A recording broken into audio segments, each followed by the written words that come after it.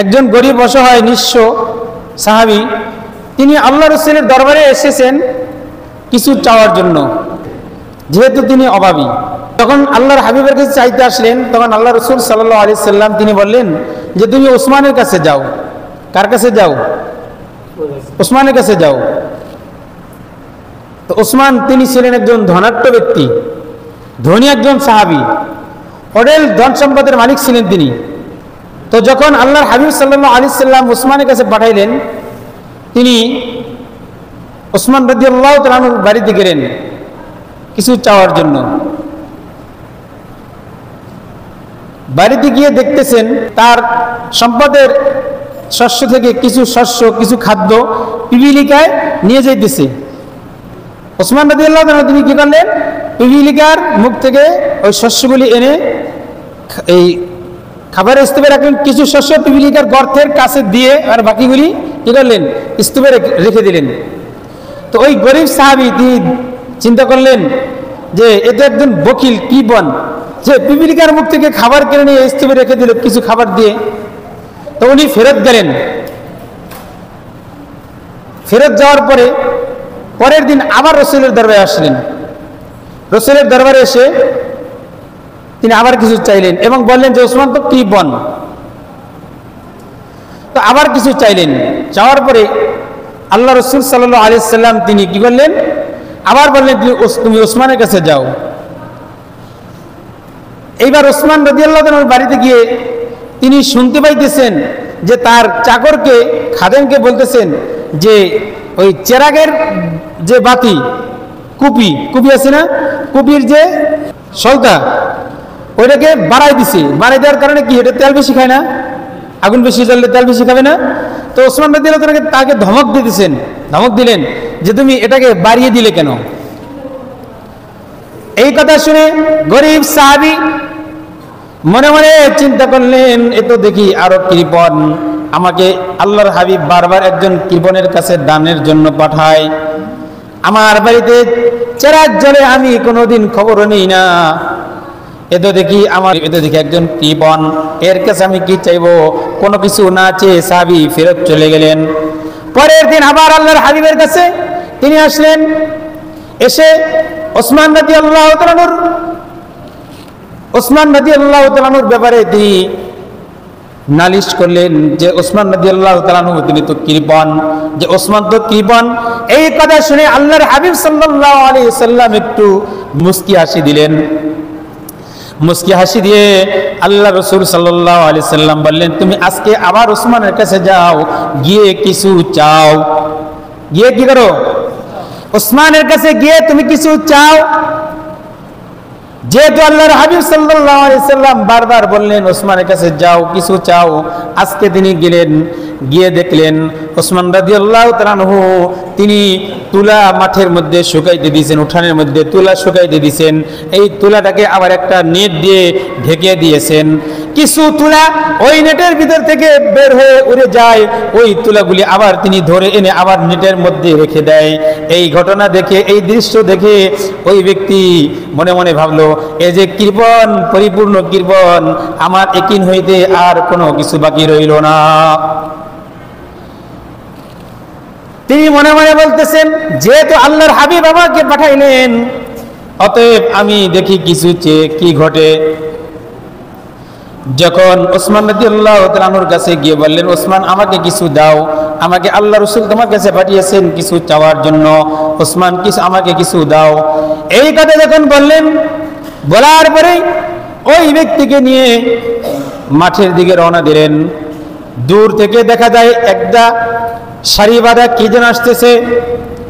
এটা আর কিছু নয়, এটা হলো উটের লাইন, উটের সিরিয়াল, সারিবদ্ধভাবে উট আসতেছে।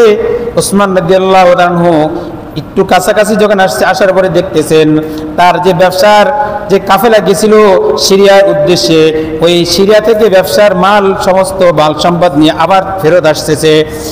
ওই গরিব সাহাবীকে ওসমান রাদিয়াল্লাহু তাআলা আনহু বলতেছেন, এই যে উটের একটা তুমি লাইন দেখতেছো, উটের একটা কাফেলা দেখতেছো, এর মধ্যে থেকে যেই উট তোমার পছন্দ হয় ওই উট সহ এবং যেই উটের উপরে সবচেয়ে বেশি সম্পদ আছে ওই সম্পদ সহ তুমি তোমার ইচ্ছা তুমি নিয়ে যেতে পারো।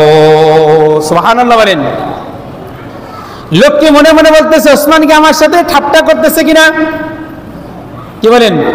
এরকম মনে হতে পারে না যে একটু তুলা উড়ে যাইতেছে, সেই তুলাটাও সে ধরে এনে আবার নেটের মধ্যে রেখে দিতেছে, যে কুপির বাতি বাড়াই দেওয়ার কারণে বেশি তেল খাবে এর জন্য খাদেমকে ধমক দিচ্ছে, সেই ব্যক্তি নাকি আমাকে একটা উট দিয়ে দেবে আমার পছন্দ মতো।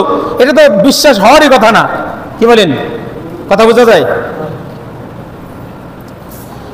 লোকটি এই চিন্তা করতে করতে ওই কাফেলার কাছে গেলেন। কাফেলার কাছে গিয়ে যে উটটা সবার সামনে ছিল ওই উটটাই তার পছন্দ হয়েছে। কাফেলার যে সর্দার ছিল, সর্দারকে বলতেছে, এই উটটা আমার পছন্দ হয়েছে। ওসমান রাদিয়াল্লাহু তাআলা তাকে লিখে দিয়েছিলেন যে তোমার যে উটটা পছন্দ হয় ওই উটটা তুমি নিতে পারবে। এই দরখাস্ত, এই লেখাটা ওই কাফেলার সর্দারকে দিলেন। দেওয়ার পরে কাফেলার সর্দার বলতেছেন যে তুমি যেহেতু সামনের উটটা পছন্দ করেছো, তুমি যদি সামনের উটটা নিয়ে যাও তাহলে এই উটের সাথে সাথে পিছনের সব উটগুলি তোমার দিকে চলে যাবে। অতএব এই উট সব উটগুলি বাড়িতে যাবে, যাওয়ার পরে তোমার যেটা পছন্দ হয় তুমি ওইটা নিয়ে যেও। এই খবর ওসমান রাদিয়াল্লাহু তাআলার কাছে পৌঁছালো। ওসমান রাদিয়াল্লাহু তাআলার কানে যখন এই খবর পৌঁছে গেল, ওসমান রাদিয়াল্লাহু তাআলার সাথে সাথে তাকে বলে দিলেন, আল্লাহ যেহেতু হয়তো আল্লাহ তাআলা চেয়েছেন যে এই কাফেলার সমস্ত উট এবং সমস্ত মাল এই গরিব সাহাবীকে আল্লাহ তাআলা দিয়ে দিবেন, এই জন্য উনি সামনের উটটাই পছন্দ করেছেন। শুধু তাই নয়, ওসমান রাদিয়াল্লাহু তাআলার এই ফরমান শোনার পরে কাফেলার যে পরিচালক ছিল সাথে সাথে ওই যে উট ছিল, ইতিহাসবিদ লেখেন ওই কাফেলার মধ্যে 700 থেকে 1000 উট ছিল, আর এক একটা উটের পিঠের মধ্যে 200 দিরহাম মূল্য সমপরিমাণ মাল সম্পদ ছিল। কয়শো? 200 দিরহাম। এক একটা উটের পিঠে 200 দিরহাম পরিমাণ মূল্যের সম্পদ ছিল। আর উট ছিল কত? 700 থেকে 1000।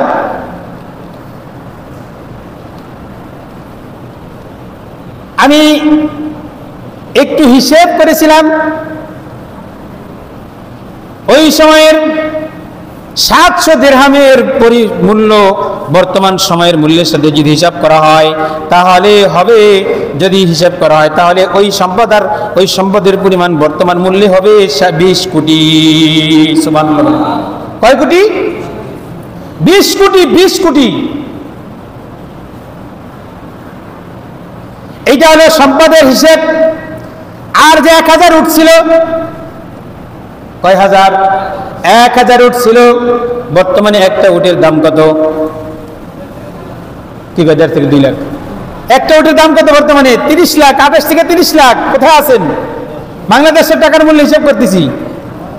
বর্তমানে একটা উটের দাম 28 থেকে 30 লক্ষ টাকা। এই হিসেব যদি করা হয় তাহলে যদি 1000 উট ধরা হয় তাহলে 1000 উটের দাম হয় 300 কোটি টাকা। আর যারা বলেন সুবহানাল্লাহ, 300 কোটি টাকা। আর এদিকে হলো 20 কোটি, তাহলে কত হলো? 320 কোটি টাকা। এই 320 কোটি টাকার সম্পদ ওসমান রাদিয়াল্লাহু তাআলা আনহু তিনি একসাথে দান করে দিয়েছিলেন।